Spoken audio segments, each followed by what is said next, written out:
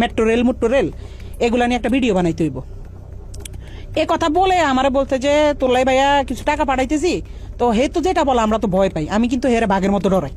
আমি না, আমাদের টিমের সবাই তার বাঘের মতো ডরায়, কারণ মানে সে অন্যরকম মানুষ ভাই। সে ক্যামেরার ভিতরে একরকম, কিন্তু ক্যামেরার বাইরে খুব ডেঞ্জারাস একটা লোক। তারা কিন্তু সবাই ভয় পায়। ইউটিউব ইন্ডাস্ট্রিতে একটা টাইমে তার সবাই বাঘের মতো ভয় পাইতো। সবাই তার অফিসে ডাকাইতেছে, যারা আমরা টিমের যারা মানে ছাত্র আন্দোলনের সময় তার বিপক্ষে চলে গেছিলাম। তার বেল্টের বাড়ি আমার তো বেশি কেউ খায়নি। তো বেল্ট খুইলা আমার কুত্তার মতো পিড়াই। 2-3 মাস পরে হয়তো বা তার মাথাটা আবার ঢুকছে যে রাই কি কারো লগে আবার কিছু কইয়া লাইনি। হ্যাঁ, রাইরে আবার একটু দমক দিতে হইব।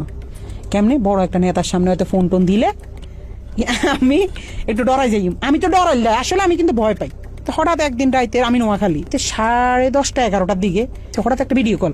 তো ওই দাফে দিয়ে এই তো আবার তলপেটে কামড় দিয়েছে। আল্লাহ এতদিন পর হঠাৎ কল দিয়ে আবার কি জানি কি কয়।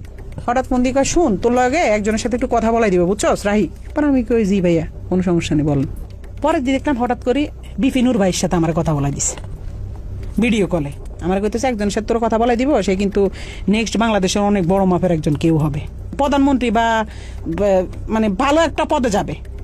তো পরে দি আফ্রিদি ভাইকে বুঝছি তো তোর ভাইয়ের অবস্থানটা?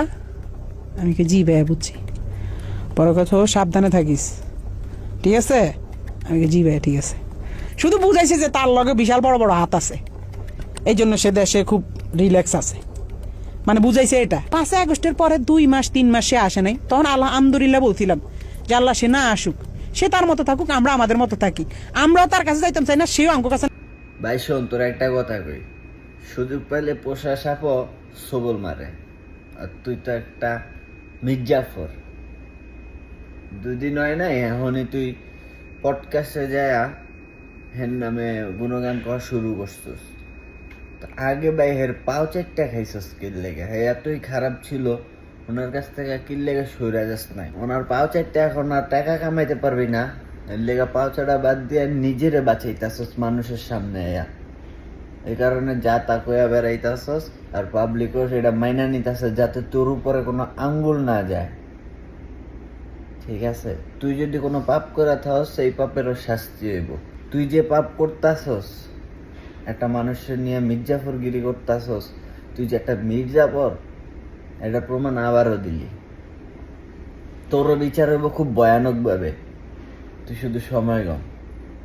আর আমাদের জাতিকে একটা কথাই বলতে চাই, যাকে বিশ্বাস করুন জেনে বুঝে বিশ্বাস করবেন, এসব মির্জাফরকে বিশ্বাস করে ভাই বানাবেন না।